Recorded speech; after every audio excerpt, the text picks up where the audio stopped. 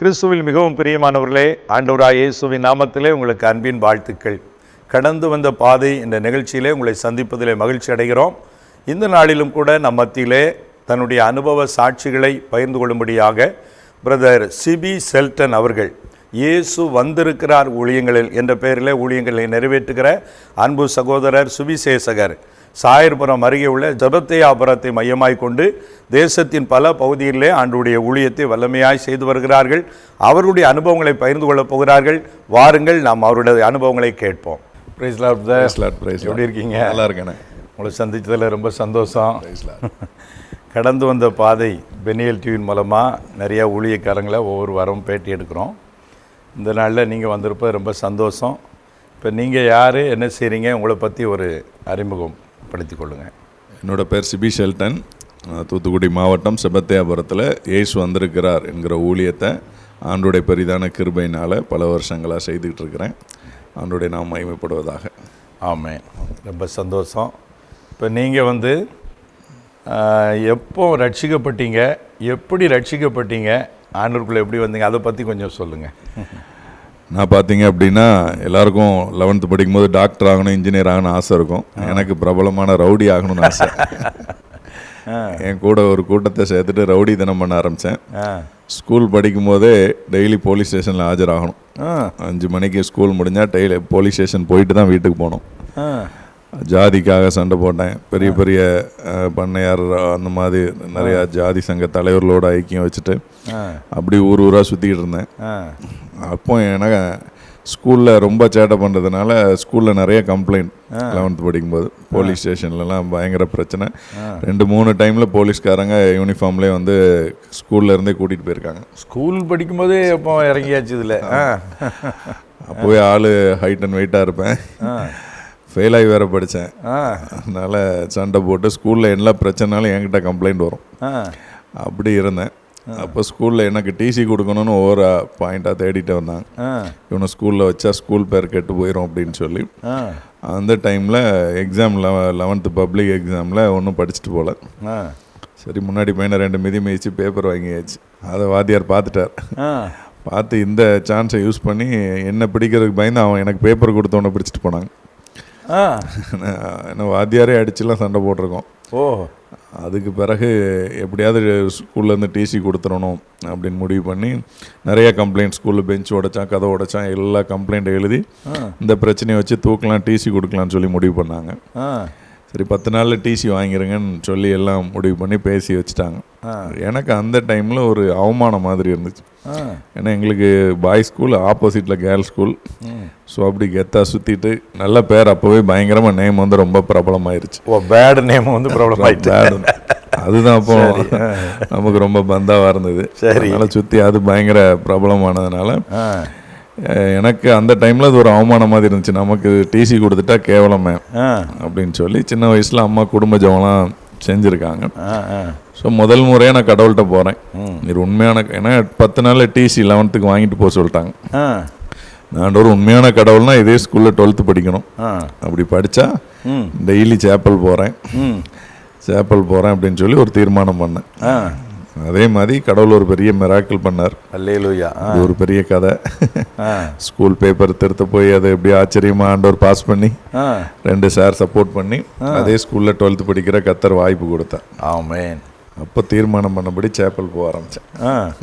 சரி, அப்படி படிப்படியாக வாழ்க்கை மாற ஆரம்பிச்சேன். அதுலேருந்து மாறிட்டேன். அப்புறம் அதுக்கப்புறம் இந்த லைனை விட்டுட்டீங்க? ஆமாம், அந்த லைனை கம்ப்ளீட்டாக விட்டாச்சு. சரி. ஆனால் நானும் கேள்விப்பட்டிருக்கேன் பிரதர், இந்த வாலிபர்களில் ஒரு குரூப்பு சின்ன வயசுலேருந்தே இந்த ரவுடிசமான அந்த லைனில் போகிறதுக்கு அவங்க முடிவெடுக்கிறதுக்கு காரணம் என்ன பிரதர்? ஏன்னா நீங்களும் அப்படி தான் வந்திருக்கீங்க. நிறைய பேரை நானும் பார்த்துருக்கேன். அது கொஞ்சம் பிரயோஜனமாக இருக்கும், கொஞ்சம் ஷேர் பண்ணுங்கள். ஒன்று, நம்ம தமிழ் சினிமாவில் ஹீரோஸ்லாம் ரவுடியாக காட்டுறது. சரி, இது ஒரு முக்கியமான ஒரு காரணம். சரி. அப்புறம் ஒரு வயசில் எல்லாருக்குமே ஒரு ஏதாவது சாதிக்கணும், பெரிய எண்ணம் இருக்கும். அப்போ நம்ம ஏரியாவில் பார்த்தீங்கன்னா வால் போஸ்ட் ஓட்டுறது, ரவுடிகளுக்கு, கட்சி தலைவர்களுக்கு அதில் ஒரு கெத்து வந்துடுது. சரி, அதனால அப்படிப்பட்ட எண்ணம் அந்த வயசில் ஆட்டோமேட்டிக்காக வந்துடுது. ஓஹோ, சரி. ஆனா அதனுடைய பின்னால இருக்கிற ஆபத்துக்கள் வந்து அவங்களுக்கு தெரிய மாட்டேங்குது. ரொம்ப நானும் நிறைய பெரிய பெரிய கூலிப்படைகள் அப்படிலாம் பழகி இருக்கிறேன். ஒருத்தர் நிம்மதியாக ஒரு கல்யாண வீட்டுக்கு கூட போயிட்டு வர முடியாது ரவுடித்தனம் பண்ணுறது. ஏன்னா அதை கொஞ்சம் நல்லா எக்ஸ்பிளைன் பண்ணி சொல்லுங்க. ஏன்னா நிறைய பசங்க பிசாசு அதில் கொண்டு போய் பிடிச்சு மாட்டி வச்சிருந்தான். ஆமாம், அது நீங்கள் என்ன அனுபவிச்ச ஆளை பற்றிங்களா? அதனால கொஞ்சம் அது எப்படி இருக்கும் அப்படின்னா, இப்போ நம்ம முதல்ல ஜாலியாக இருக்கும், ஒரு பிரச்சனை போலீஸ் ஸ்டேஷன் போகும்போது கெத்தாக இருக்கும். அப்புறம் அதுவே நாளடைவில் என்ன ஆயிடுவாங்க, போலீஸ் ஸ்டேஷனுக்கு யாராவது ஆள் கிடைக்கலன்னா நம்மளை பிடிச்சிருவாங்க. ஓ அப்படி செய்யாத குற்றத்தையும் இவன் தான் செய்யாத குற்றம். இப்போ நான் ஒரு எக்ஸாம்பிள் சொல்லணும்னா, அந்த டைமில் ஆளுங்க வச்சு கொடியை உடச்சி போட்டிருந்தாங்க. அதுக்கு ஆள் கிடைக்கலன்னு சொல்லி என்னதான் ஃபர்ஸ்ட் அக்யூஸ்ட். அப்படி அதெல்லாம் கேஸுக்கு ஆள் கிடைக்கலையோ நம்மளை தூக்க ஆரம்பிச்சிருவாங்க. ஏன்னா யார்கிட்ட கேட்டாலும் இவன் மோசமான பையன் அவன் செஞ்சிருப்பான் அப்படின்னு சொல்லுவாங்க. சரி, அதனால பின் விளைவுகள் ரொம்ப ஆபத்து. எனக்கு முதல் பிரச்சனையில குடும்பமே சப்போர்ட் பண்ணாங்க. அப்புறம் ரெண்டாவது பிரச்சனை, மூணாவது பிரச்சனையில ஃபேமிலி என்ன செஞ்சுட்டாங்க, இதுவே உனக்கு ஜாலி ஆயிருச்சு. ஆமா, இவன் இப்ப மோசமா போயிட்டான், என்னத்த பண்ண, ஃபேமிலி கை விட்டுருவாங்க. ஆமா, சரி. ஆனால் அது ரொம்ப இப்போ நம்ம எதிரிகள் சம்பாதிச்ச பிறகு நிம்மதியாக எங்கேயும் போயிட்டு வர முடியாது. இப்போ நானும் அடிச்சு ஒரு பையனை மண்டையெல்லாம் உடைச்சிருக்கிறேன், நிறைய பேர் அடிச்சிருக்கேன். அப்போ அவங்க நம்மளை பழி வாங்குறதுக்காகவே ஒரு கோஷ்டி நம்மளை செட் பண்ணுவாங்களா? ஏப்பா நீங்கள் ஒரு கோஷ்டிங் போது உங்களுக்கு வேண்டி இன்னொரு குரூப்பும் எழுப்போம்ல, இன்னொரு குரூப்பும் எழுப்பிட்டாங்க. அதுக்கு பிறகு ஒரு சாயர்புரம் பஜார் கூட நிம்மதியாக போயிட்டு வர முடியாது. எங்கேயாவது எதிரி நிற்கானா அதுக்காகவே நம்ம ஆயுதம் வைக்கணும். கரெக்ட். நம்மளை ஏதாவது தாக்கிடுவானான்னு சொல்லி கையில் எப்போவுமே கத்தி, சைக்கிள் செயின், இந்த மாதிரி எல்லாம் எப்போவுமே கூட இருக்கும். ஆட்டோமேட்டிக்காக நமக்குள்ள ஒரு பயம் இருக்கும், யாரை பார்த்தாலும் ஒரு பயம் இருக்கும். காக்கி சட்டையை பார்த்தாலே போலீஸாக தான் தெரியும். அம்மா, ஏன்னா நம்ம பண்ணியிருக்கோமே எதுலையாவது வந்து பிடிச்சிடக்கூடாதுன்னு சொல்லி. அதனால அது ஒரு ஆபத்தான பணி தான். வெளியில இருந்து பார்க்கறதுக்கு பந்தாவா இருக்கும். இப்போ நீங்க பெரிய பெரிய ரவுடிகள், பெரிய பெரிய ஆட்கள் நிம்மதியா அன்னைக்கு அவங்க ரவுடித்தனம் பண்றவங்க, கொலை பண்றவங்க ஒரு கல்யாண வீட்டு கூட அவங்களால நிம்மதியா வந்து சாப்பிட்டு போக முடியாது. எப்போ என்ன நடக்கணும் தெரியாது. இன்னும் உதாரணத்துக்கு சொல்ல போனா 10 கொலை 15 கொலை பண்ணியிருக்கேன்னு சொல்லுவாங்க பெருமையா. ஏன்னா அந்த இப்போ எப்படி ஊழியக்காரங்களாம் லிங்க் ஆகிறாங்களோ அது மாதிரி ரவுடி எல்லாம் லிங்க் ஆயிடுவாங்க. அப்படி எந்தெந்த ஊர்ல எல்லாம் ரவுடி இருக்காங்களோ எல்லாரும் நம்மகிட்ட கனெக்ட் ஆயிடுவாங்க. இந்த ஊர்ல போனா அவன், அந்த ஊர்ல போனா அப்படி ஒரு கனெக்ஷன் ஆகும். அப்படிலாம் பெருசா பெருமையா சொல்லுவாங்க 10 கொலை பண்ண. ஆனா அவங்க வீட்டு கதவை போய் டப்பு டப்புன்னு தட்டிட்டோம்னா பின்னாடி குதிச்சு ஓடிடுவாங்களே தவிர, ஏன்னா எதனால பிடிச்சி ஓடி பண்ணிடக்கூடாது. கதவை வேகமா தட்டினா கூட குதிச்சு பின்னாடி ஓடிடுவாங்களா. அவங்க 10-15 கொலை பண்ணவங்க வீரமே அவ்வளவுதான். ஆமா, அவ்வளவுதான் இருக்கும். அதனால அந்த வாழ்க்கை வந்து ஒரு போலியான வாழ்க்கை. இன்னொன்று ரொம்ப பைபிள் படி பட்டயத்தை எடுத்தவன் பட்டயத்தினால சாவான்னு சொல்லி. சரி சரி சரி, அது யாரா இருந்தாலும் அது முடிவு அதுதான். ஆமா, சில வேளை என்ன நடக்குன்னா பிரதர், சரி நமக்கு இது வேண்டாம், நம்ம ஆண்டவர் வழியில் போவோம்னு சொல்லி முடிவெடுத்து மனம் மாறினாலும் இந்த பழைய ஆட்கள் பழையலும் விட மாட்டாங்களே நம்மளை வந்து, அந்த மாதிரி தொந்தரம் வந்துதான் உங்களுக்கு. அதுவும் ரொம்ப முக்கியம். நான் என்ன பண்ணேன் அப்படின்னா, ஆண்டவர்கிட்ட ஜெபம் பண்ணும்போது ரட்சிக்கப்பட்ட புதுசுல கெட்ட நண்பர்களை என்னை விட்டு விலகட்டு, ஆமென், நல்ல நண்பர்களை தாங்க அப்படின்னு ஜெபிக்க ஆரம்பிச்சேன். அப்பதான் ஆண்டவர் இவங்களெல்லாம் விலக்கிட்டு நல்ல ஆவிக்குரிய நண்பர்களை கொடுத்தேன். ஆமென். நீங்க சொன்னது 100% உண்மை. எனக்கு தெரிஞ்சு ஒரு சில ரவுடிகள் திருந்தியும் திரும்ப பழைய வாழ்க்கைக்குள்ள போறதுக்கு நிறைய சான்சஸ் இருக்கு. ஆனா கர்த்தரை நீங்க பிடிச்சதுனால கர்த்தர் அதுல இருந்தும் விடுதலை தர, அதான் எல்லாவற்றிற்கும் போதுமானவர். சரி சரி. ஏன்னா நிறைய வாலிப பசங்க இந்த நாட்களில் இந்த மாதிரி விவரம் தெரியாம, இதனுடைய பின் விளைவு என்ன, ஆபத்து என்ன, வாழ்க்கை என்ன தெரியாம சும்மா அந்த கெத்து அந்த ஒரு கூட்டத்தை பார்த்து விசில் அடிக்கிறது, ஆரவாரம் பண்றது நினைச்ச உடனே என்னமோ அதுல பெரிய மேன்மை இருக்குமா நினைச்சு போய் மாட்டிக்கிட்டாங்க. ஏன்னா அதுல ஆபத்து நிறைய இருக்கு. அந்த கொம்ப சீவி விடுறதுக்கு ஆள் இருப்பாங்க. அரசியல் கட்சிக்காரங்க நம்மளை வந்து பார்க்க வருவாங்க, அவங்க ஏதாவது ஹெல்ப் கேட்பாங்க. அதெல்லாம் நமக்கு அந்த டைம்ல எப்படி உசுப்பேத்தி விட்ட மாதிரி, ஏன்னா அவங்களுக்கு பயன்படுத்திக்கிறதுக்கு நம்மளை யூஸ் பண்ணிடுவாங்க. ஆனா நம்ம தனிப்பட்ட வாழ்க்கை நமக்கு தான் பாதிப்பு, ரொம்ப பாதிப்பு. அதாவது சிக்கல்ல போய் மாட்டும்போது எனக்கு தெரியாப்பான்னு கை உதறிடுவாங்க.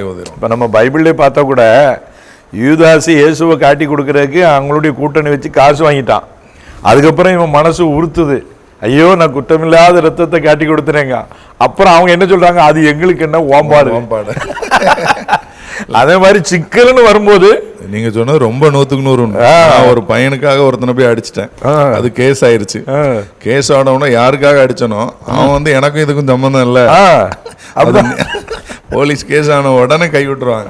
நம்ம அவனுக்காக தான் ஹெல்ப் பண்ண போனோம், அதான் அவங்களே எனக்கு இதுக்கு சம்பந்தம் இல்லைன்னு என்கிட்ட பேசாம போயிட்டான். அப்படிதான், அதான் உலகம் மாயங்கிறது. அப்படித்தான் டைமுக்கு நம்மளை யூஸ் பண்ணிக்கிட்டு அப்புறம் முடிஞ்ச உடனே கை கழுவிடுவாங்க. ஆனால் இயேசுநாதர் அப்படி இல்லை. ஆண்டவர் தான் காப்பாற்று. ஆமே, நல்ல இல்லையா சார். ரொம்ப ஒரு நல்ல ஒரு மோசமான நிலையிலேருந்து கர்த்தர் உங்களை தூக்கி எடுத்திருக்கிறாரு. ஏற்கனவே உங்கள் ஃபேமிலி ஒரு நல்ல கௌரவமான ஃபேமிலி, அதனுடைய பின்னெல்லாம் நமக்கு தெரியும். சரி, இப்படிப்பட்ட நிலையில் நீங்கள் ஆண்டவரை ஏற்றுக்கொண்டதுக்கப்புறம் ஊழியம் செய்யணும்னு எப்படி முடிவுக்கு வந்தீங்க? எப்படி ஊழியத்துக்கு வந்தீங்க? எனக்கு எப்பவுமே ரவுடித்தனம் பண்ணும்போது ஒரு கூட்டத்தை சேர்த்துக்கிட்டே இருப்பேன். என்கிட்ட ஒரு கேங் எப்பவுமே வச்சுட்டே இருப்பேன். சரி சரி சரி. நான் ரட்சிக்கப்பட்ட புதுசுல நான் பெற்ற இன்பம் பெருக வையகம் ஆமென் அப்படின்னு ஒரு வார்த்தை மாதிரி, எப்படியாவது நம்ம இந்த சந்தோஷத்தை மற்றவங்களுக்கு நம்ம ஃப்ரெண்ட்ஸுக்கு சொல்லணும்னு சொல்லி எல்லாருமே மீட்டிங் கூப்பிட்டு போக ஆரம்பிச்சிட்டேன். ஆரம்பத்தில் ஒரு ஜெபக்குழுக்கு போவேன். நான் போகும்போது எல்லாரையும் கூப்பிட ஆரம்பிச்சிட்டேன். அதுக்கு பயந்தே அந்த கெட்ட நண்பர்களும் என்னை விட்டு விலகி ஓட ஆரம்பிச்சிட்டாங்க. சரி சரி சரி. இவன் பிரேயரு கூப்பிட்டு போக ஆரம்பிச்சிட்டானே அப்படின்னு சொல்லி சரி சரி சரி. அப்படி எல்லாருமே ஜெபத்துக்கு டெய்லி கூப்பிட ஆரம்பிச்சேன். அது எனக்குள்ள என்ன அறியாமலே ஒரு தாகம் வர ஆரம்பிச்சிருச்சு. எல்லாரையும் ஆண்டவருக்குள்ள மாத்தணும் அப்படிங்கிற ஒரு எண்ணம், இந்த சந்தோஷம். ஏன்னா அது ஒரு இனம் புரியாத ஒரு சந்தோஷம், ஒரு ஆனந்தம், ரட்சிப்பின் சந்தோஷம். இந்த சந்தோஷத்துக்குள்ள எல்லாரையும் கொண்டு வரணும் அப்படிங்கிற அந்த எண்ணம் வந்த உடனே பாக்குறவங்க எல்லாம் கூட்டிட்டு போக ஆரம்பிச்சேன். ஒரு 100 வாலிபர்களை டெய்லி கூட்டிட்டு போயிடும். அதுல ஒருத்தன் ரட்சிக்கப்பட்டான் முதல் முறையா. அல்லேலூயா. அதுக்கு பிறகு எனக்கு அது ஒரு பயங்கர சந்தோஷம். இருந்தாலும் எம்காம் முடித்தேன். எம்காம் முடிச்சுட்டு அப்படியே ஒரு எம்என்சி கம்பெனியில் ஒர்க் பண்ணேன். அப்பா ரியல் எஸ்டேட் அதையும் பண்ணேன், விவசாயம் அதையும் பண்ணேன், அரிசி வியாபாரம் அதையும் பண்ணேன். எல்லாம் பண்ணிக்கிட்டு இருக்கும்போதும் ஆண்டவருடைய இந்த இப்போ எங்கள் அப்பா கூட ரியல் எஸ்டேட்டுக்கு எங்கேயாவது போயிருப்பேன். எங்கேயாவது ஒரு மீட்டிங் கூப்பிட்டாங்கன்னா அங்கேருந்து ஓடி வந்துடுவேன். அப்படி ஊழியத்தின் மேலே தாகமும் பற்றும் அதிகமாக இருந்ததுனால என் நாடி நரம்பு சதை எல்லாமே ஊழியம் ஊழியம் ஊழியம் இருந்தேன். இருந்தாலும் எங்கள் அம்மாவுக்கு எல்லாருக்கும் ஒரு பயம் இருந்துச்சு, ஊழியத்துக்கு போயிடுவானோ. ஏன்னா 3 பொம்பளை பிள்ளைங்க, நான் ஒரு பையன். சரி சரி சரி. எல்லாருக்கும் கல்யாணம் பண்ணணுமே, சம்பாதிக்கணும் அப்படிங்கிற எண்ணம்லாம் இருந்தது. இப்போ எங்கள் அம்மா கேட்டாங்க, உனக்கு என்ன தம்பி ஆசை எதிர்க்க? சரி.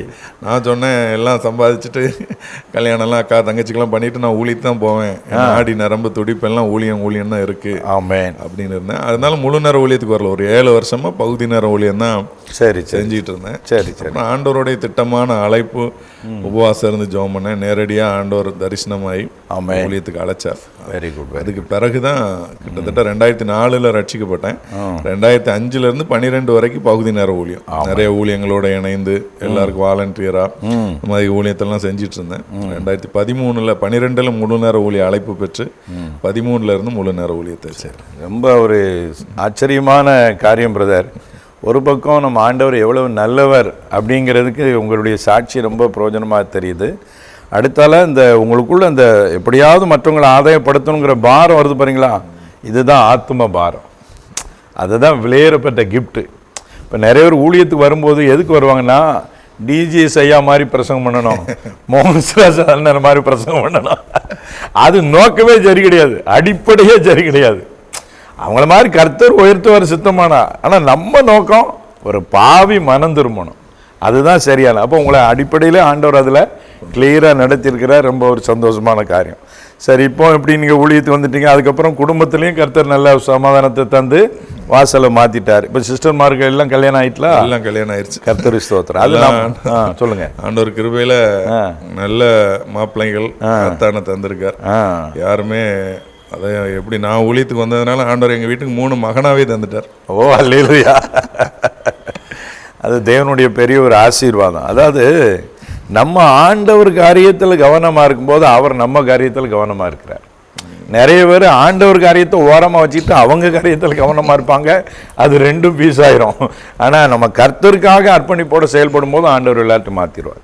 சரி, இப்போ நீங்கள் வந்து ஸ்பெஷலாக வாலிபர்களை மையப்படுத்தி நிறைய ஊழியம் செய்கிறேன்னு கேள்விப்பட்டிருக்கிறோம்.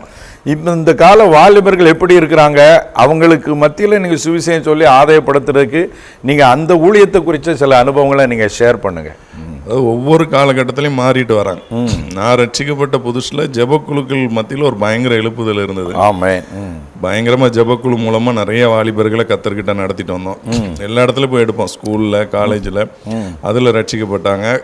அது மூலமா நிறைய வாலிபர்கள் தொடப்பட்டாங்க. ஆனா இன்னைக்கு ட்ரெண்ட் ரொம்ப மாறிடுச்சு. இன்னைக்கு இருக்கிற இளைஞர்கள் பார்த்தீங்கன்னா ஃபேஸ்புக்கு, ஆ. யூடியூப். இப்போ ஒரு பையன் ரட்சிக்கப்பட்டாலும் இன்னைக்கு ரட்சிக்கப்பட்டா நாளைக்கு ஒரு யூடியூப் சேனல் ஆரம்பிச்சிருக்கா. கரெக்ட். இன்னைக்கு உள்ள ட்ரெண்ட் எல்லாம் ரொம்ப வித்தியாசமா இருக்கு. இப்போ உள்ள பாருங்க பிரதர், தலைமுடியில்லா வாலிபர்கள் எங்க இருந்து தான் ஸ்டைல கண்டுபிடிப்பாங்களோ, குரங்கு மாதிரி வெட்டிட்டு வராங்க. அது ஊழியக்காரங்களும் மாறிட்டாங்களா? அத மாதிரி அதை பார்த்து ஊழியக்காரங்களும் வெட்ட சொல்ல வாலிபர்களுக்கு. அன்னைக்கு ஒரு தம்பிட்ட கேட்கறேன், பேட் வாசிக்க வந்திருக்கான், என்னடா ஹேர் ஸ்டைல் அப்படின்னு. Pastor John Jebaraj hair style. இயேசு மாதிரி மாறணும். சரி. இன்னைக்கு உள்ள காலகட்டத்தில் இருக்கிற வாலிபர்கள் ரொம்ப வித்தியாசமா. நம்ம முதல்ல புரிந்து கொள்றது கடினம். இப்போ பழைய ரசத்தையும் புது ரசத்தையும் ஒன்னா இணைக்க முடியாது. நம்ம பழைய ஊழியர்களுக்கும் புதுசா இப்ப எழும்புற ஜெனரேஷனுக்கும் ரொம்ப வித்தியாசம். கண்டிப்பா கண்டிப்பா. ஆனா நான் பாக்குற ஆவிக்குரிய மூவ் என்ன அப்படின்னா, கர்த்தர் முந்திலாம் நான் ரட்சிக்கப்படும் போது ரட்சிக்கப்பட்டு 2 வருஷம் காத்திருந்து அபிஷேகம் பெற்றேன். இப்ப கர்த்தர் ரொம்ப வேகமா இருக்கிறார். ஆமே. ரட்சிக்கப்படும் போதே அவனை அபிஷேகம் பண்றாரு. இப்போ எழும்புற வாலிபர்கள் நிலைச்சு நிக்க மாட்டேங்கிறான், டக்குன்னு விழுந்தும் போயிடுறான். ஆனா அவனை ஆண்டவர் தூக்கி எடுக்கும் போது அவனுக்கு எல்லா தரிசனம் அபிஷேகம் எல்லாம் கொடுக்குறார். ஆண்டவரும் எப்படி உலகம் வேர்ல்டு எப்படி டெக்னாலஜியில் அப்டேட் ஆகுதோ அதே மாதிரி கர்த்தரும் பயங்கரமா இறங்கி வரார். கர்த்தர் கிறிஸ்தர். அதுல இன்னொரு காரியம் என்னன்னா பிரதர், வாலிபர்கள் வெளிப்படையா பார்த்தா மேக்கப் போட்டு அது பண்ணி நல்லா படிச்சிருக்காங்க, மற்றபடி எல்லாம் இருக்கு. மன ரீதியாக அவங்க பலவீனமா இருக்காங்க. அதான் இளைஞர் இளைப்படைந்து சோர்ந்து போவார்கள், வாலிபரும் இடையறி விழுவார்கள். ஆனால் கர்த்தருக்கு காத்திரளவு புது பலன் அடைவாள்னு இருக்கு. ஏன்னா மன ரீதியாக ஸ்ட்ராங் இல்லாமல் இருக்காங்க. அதனால தான் ஒரு பாடத்தில் படிப்பில் தோல்வின்னா உடனே சூசைட் பண்ணுற நிலைமை. அப்போ மன ரீதியாக அவங்களுக்கு பலன் இல்லை. அப்போ அதை மையப்படுத்தி நம்ம மினிஸ்ட்ரி பண்ண வேண்டி இருக்கிறது.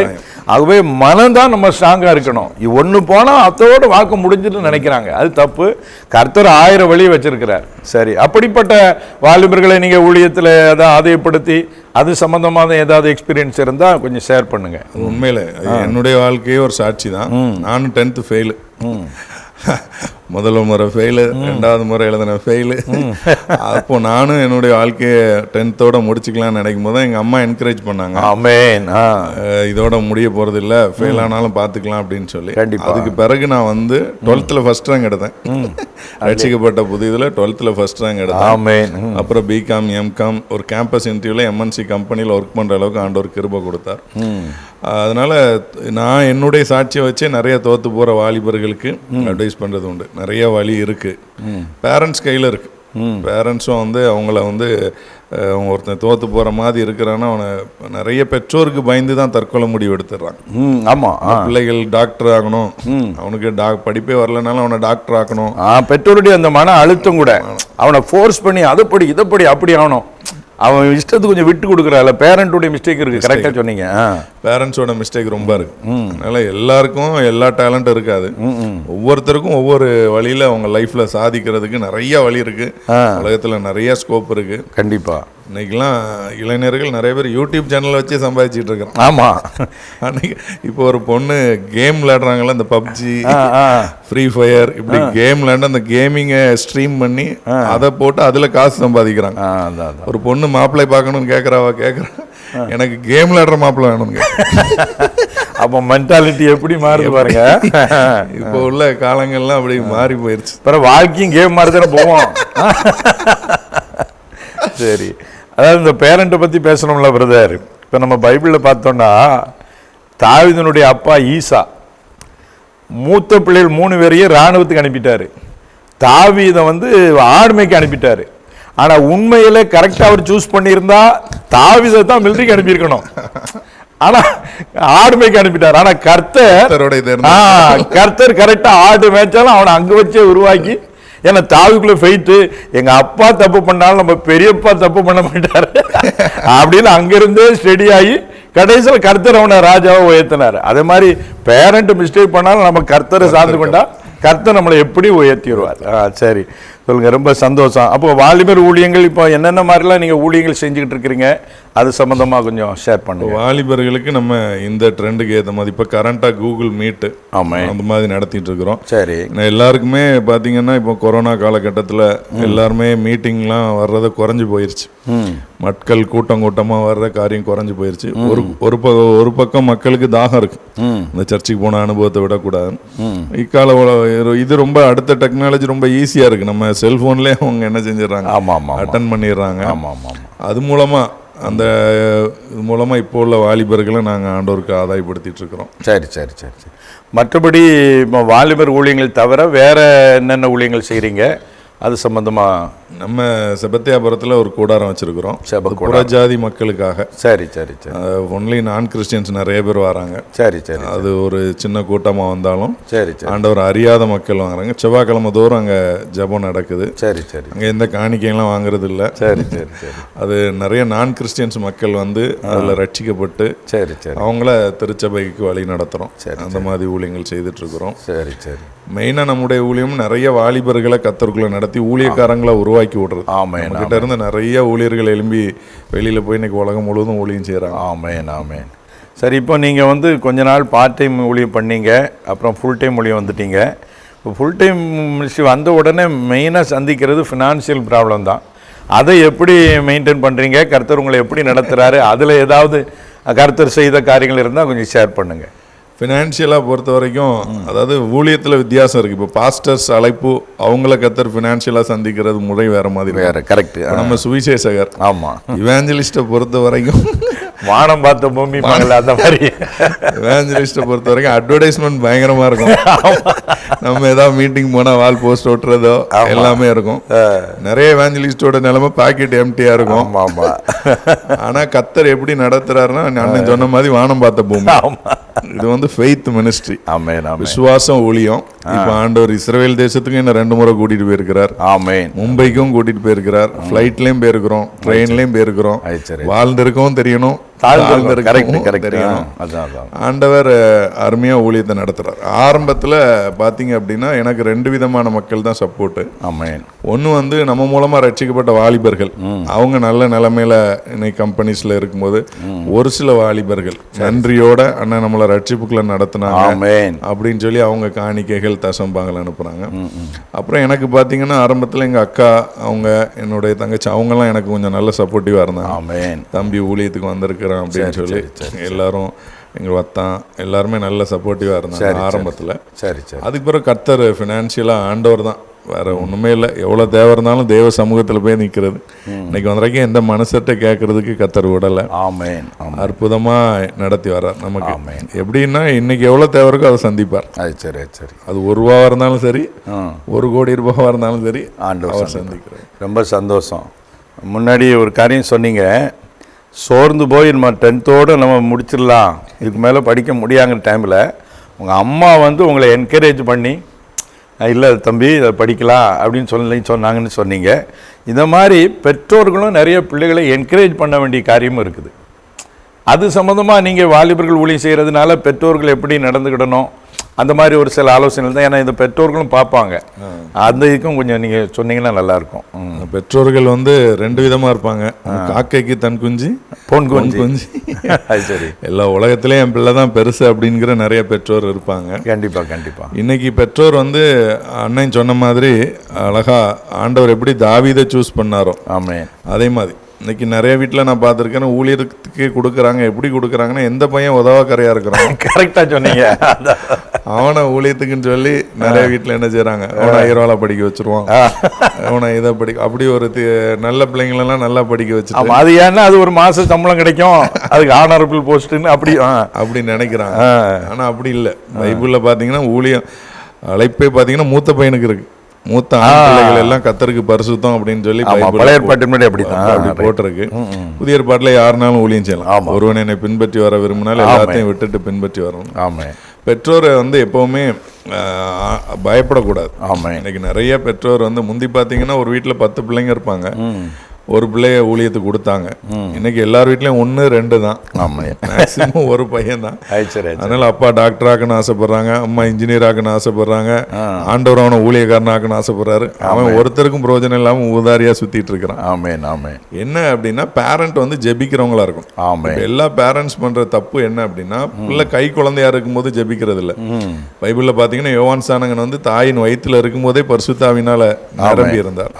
ஆனா இங்க நடக்கிற தப்பு என்னன்னா, சில பேரண்ட்ஸ் சின்ன பையனா இருக்கும்போது அவன் சிகரெட் குடிக்க மாட்டான், தண்ணி அடிக்க மாட்டான், வாலிப வயசு வந்துதான் அவன் கெட்டு போறான்.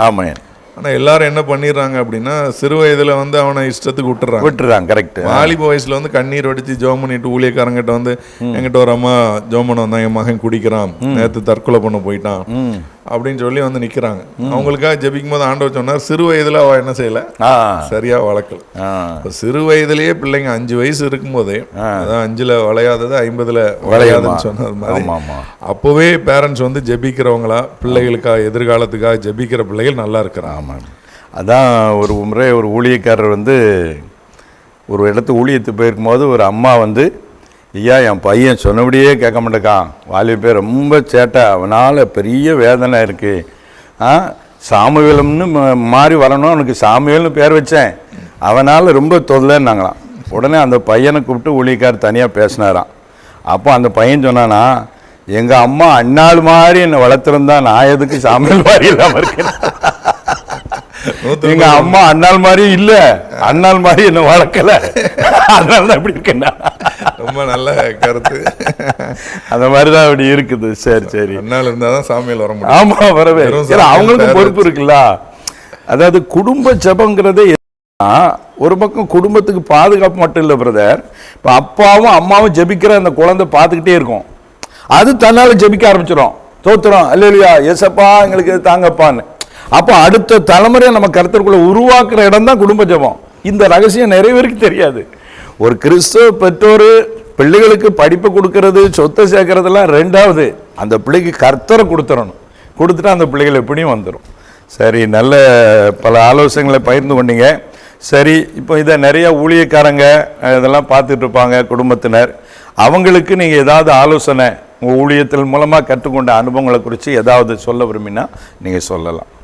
எல்லா ஊழியக்காரங்களுக்குமே அண்ணன் சொன்ன மாதிரி இன்னைக்கு நிறைய ஊழியக்காரங்களுக்கு டிஜிஎஸ் தினகரன் ஆகணும், மோகன் சிலாசரஸ் ஆகணும் அப்படிங்கிற ஆசை எல்லாருக்குமே வருது. அது ஊழியத்து மேல இருக்கிற மோகம். அதை விட்டுட்டு நம்ம ஆத்ம தாகத்துக்குள்ள வரணும். தாகத்துக்குள்ள வரும்போது நீங்க ஆண்டவர் உங்களை உயர்த்துறாரோ உயர்த்தலையோ, அவருடைய பலத்த கரத்துக்குள்ள அடங்கிருங்க. ஏற்ற வேளையில உயர்த்துவார். அதனால நம்ம எல்லாரும் அவ்வளவு பெரிய ஊழியம் செய்யறாங்களே, நம்ம சாதாரண ஊழியம் செய்யறோமே அப்படின்னு சொல்லி கவலைப்படவே கூடாது. உங்களுக்கு என்ன முடியுதோ, இப்போ என்ன எடுக்க முடியுதோ, இப்போ என்ன ஊழியத்தை செய்கிறதுக்கு கை வாய்க்கிறத மாதிரி இருக்குதோ அந்த ஊழியத்தை சிறப்பாக செய்யுங்க. அது தெரு பிரசங்கமாக இருக்கலாம், கூகுள் மீட்டாக இருக்கலாம், இப்போ உங்களுக்கு என்ன திராணி இருக்கோ அதை சந்தோஷமாக நிறைவாக உண்மையாக செய்யுங்க. ஏற்ற வேளையில் கர்த்தர் உயர்த்துவார். ஆமென் ஆமென். அதாவது இவங்களை பார்க்கக்கூடாது, ஏசப்பாவுக்காக நான் வாழணும், சேவை செய்யணுங்கிற எண்ணம் இருந்தால் அந்த உண்மையை பார்த்து கர்த்தர் நம்மளை உயர்த்திடுவார். நம்ம நோக்கமே அந்த மாதிரி கோட்டு போடணும், இப்படி ஆகணும், டிவியில் பேசணும். ஆனால் அவங்கெல்லாம் எப்படி வந்தாங்க? இப்போ இன்னைக்கு மரியாதைக்குரிய மோகன் என்ன குறிச்சுன்னா கிட்டத்தட்ட 50 வருஷமாக கர்த்தருக்காக இருக்கிறாங்க. அப்போ இந்த லெவலுக்கு கர்த்தர் உயர்த்துறாரு. நீ 5 நாள் ஆகலாம் அதுக்குள்ள. நானும் ஒரு கட்டத்தில் அந்த மாதிரி ஆசைப்பட்டேன், இவங்கள மாதிரி ஆகணும், அவங்கள மாதிரி மோகன் மாதிரி ஆகணும். அப்போ ஆண்டவர் என்கிட்ட பேசினார், மோகன் சிலாசன் மாதிரி ஆகணும்னு ஆசைப்படுறேன், மோகன் சிலாசன் மாதிரி சட்டை போடணும், மோகன் சிலாசன் மாதிரி கார்ல போகணும் ஆசைப்படக்கூடாது, மோகன் சி மாதிரி ஜெபிக்கணும். மோகன் சி மாதிரி பைபிள் எவ்வளவு கண்ணீர் வடிக்காங்க, அதை தான் பார்க்கணும்னு சொல்லி ஆண்டவர் சொல்லி கொடுத்தாங்க. பெரிய ஊழியக்காரங்களுடைய அந்தரங்க வாழ்க்கை, அந்த சக்சஸ், அதை தான் நம்ம பார்க்கணும். கண்டிப்பாக அது மாதிரி ஆகிறதுக்கு தான் முயற்சி எடுக்கணும். நம்ம அவங்களுடைய உழைப்பு, தனிப்பட்ட தியாக வாழ்க்கை, ஜெபம், கண்ணீர், அதெல்லாம் எவ்வளவு இருக்கு. அது நிறைய வெளியே தெரியாது. இவங்களுக்கு அந்த ஸ்டேஜில் வெளியே பார்க்கறது வச்சுக்கிட்டு இவங்க அதுதான் வாழ்க்கைன்னு நினச்சிருந்தாங்க. சரி பிரதர், ரொம்ப நல்ல சாட்சியாக உங்களுடைய அனுபவங்களை ரொம்ப ஷேர் பண்ணிங்க, ரொம்ப சந்தோஷம். இப்போ இதை பார்த்து கொண்டிருக்கிற அருமையான சகோதர சகோதரிகளுடைய வாழ்க்கையில் கர்த்தர்களை ஆசீர்வதிக்க, அவருடைய குடும்பங்கள் எல்லாத்தையும் ஆசீர்வதித்து ஒரு ஜெபம் அவங்களுக்காக பண்ணிடுங்க. ஜெபிப்போம். தகப்பனே, இந்த நாளில் ஆண்டவரே, இந்த நிகழ்ச்சியை பார்க்கிற பிள்ளைகள் ஆசீர்வாதமாக இருக்கும்படி நான் ஜெபிக்கிறேன். அவங்க குடும்பம், எதிர்காலம் எல்லாம் ஆசீர்வாதமாக இருக்கட்டு. விசேஷமாக பெற்றோருக்கும் பிள்ளைகளுக்கும் விசேஷத்தை ஞானத்தை கொடுத்து நடத்தும்படி ஜெபிக்கிற ஆண்டவரே. ஆசீர்வாதமாக இருப்பான்னு சொன்னது போல உங்களுடைய பிள்ளைகள் ஆசீர்வாதமாக இருக்கட்டும் ஆண்டவரே. இசப்பா ஆண்டவரே, இது அநேகருக்கு ஆசீர்வாதமாக மாற்றித்தாங்க. உங்கள் நாமத்தை மகிமைப்படுத்துங்க. குடும்பங்களில் எந்த கஷ்டங்களும் வரக்கூடாது சுவாமி. ஆண்டவர், உண்மை சேவிக்கிற பிள்ளைகள் ஆசீர்வதிக்கப்படணும். அவங்க எதிர்காலம் ஆசீர்வதிக்கப்படணும். அவங்க குடும்பங்கள் ஆசீர்வதிக்கப்படணும். அவங்க பிள்ளைகள் ஆசீர்வதிக்கப்படணும். பெற்றோர் ஆசீர்வதிக்கப்படணும். ஆண்டவர், நான் உன்னை பெரிய ஜாதியாக்கி உன்னை ஆசீர்வதித்து உன்னை பெருமைப்படுத்துவேன் சொன்னது போல பிள்ளைகளை ஆசீர்வதிச்சு உயர்த்தும்படி ஜெபிக்கிறோம். மேன்மைப்படுத்துங்க சுவாமி. இந்த நிகழ்ச்சியை பார்க்கிற பிள்ளைகளுக்கு இது ஆசீர்வாதமா இருக்கட்டும். நாம மகிமைப்படட்டு. அற்புத அதிசயங்களை செய்யுங்க. பெரிய காரியங்களை செய்யுங்க. இயேசுவின் நாமத்தில் ஜெபிக்கிறோம் பிதாவே. ஆமென். ஆமென். ரொம்ப சந்தோஷம் பிரதர். தேங்க்யூ. உங்கள் நேரத்தை ஒதுக்கி வந்து நீங்கள் இந்த காரியங்களை பகிர்ந்து ரொம்ப சந்தோஷம். தொடர்ந்து பெனியல் டிவி ஊழியங்களுக்காக ஜெபம் பண்ணுங்க. நாங்கள் உங்களுக்காக ஜெபிக்கிறோம். கர்த்தர் உங்களையும் ஊழியத்தையும் ஆசீர்வதிப்பார். God bless you. தேங்க்யூ. பிரியமானவர்களே, உண்மையாகவே இன்றைக்கு அன்பு சகோதரர் பகிர்ந்து கொண்ட அனுபவங்கள் மிகுந்த ஆசீர்வாதமாக இருந்திருக்கும் என்று நம்புகிறோம். எனக்குமே மிகுந்த ஒரு ஆச்சரியத்தை கொண்டு வந்தது. தொடர்ந்து அவர்கள் ஊழியங்களுக்காக ஜெபம் பண்ணுங்கள். அவர்களை கொண்டு பெரிய காரியங்களை செய்வார். உங்கள் ஊழியங்களிலே சகோதரனை பயன்படுத்த விரும்பினால், வாலிபர்களுக்கான ஏதாவது ஆலோசனை தேவையானால் நீங்கள் சகோதரனை தொடர்பு கொள்ளலாம். டிவியில் ஸ்க்ரீனில் அவங்க நம்பர் நம்ம போட்டுருவோம். நீங்கள் அதை தொடர்பு கொள்ள உங்களை அன்போடு கேட்டுக்கொள்கிறோம். அது மாத்திரமல்ல, இதை போன்ற பல ஊழியக்காரர்கள் நீங்கள் எங்கே இருந்தாலும் இந்த மாதிரி உங்கள் அனுபவங்களை பகிர்ந்து கொள்ள விரும்பினால் என்னுடைய நம்பரும் கீழே ஸ்க்ரீனில் வரும். அதில் நீங்கள் கான்டாக்ட் பண்ணால் இந்த பெனியல் டிவியின் சார்பாக உங்கள் அனுபவங்களை பகிர்ந்து கொள்ளலாம். தொடர்ந்து பெனியல் டிவிக்காக ஜெபம் பண்ணுங்க. கர்த்தர் ஏவினால் ஊழியத்தை தாங்குங்கள். ஆண்டவர் தாமே மெய்யாகவே உங்களை ஆசீர்வதிப்பாராக. மீண்டும் அடுத்த வாரம் இன்னொரு நிகழ்ச்சியிலே சந்திக்கும் வரை தேவ கிருபை உங்களோடு இருக்கட்டும். God bless you.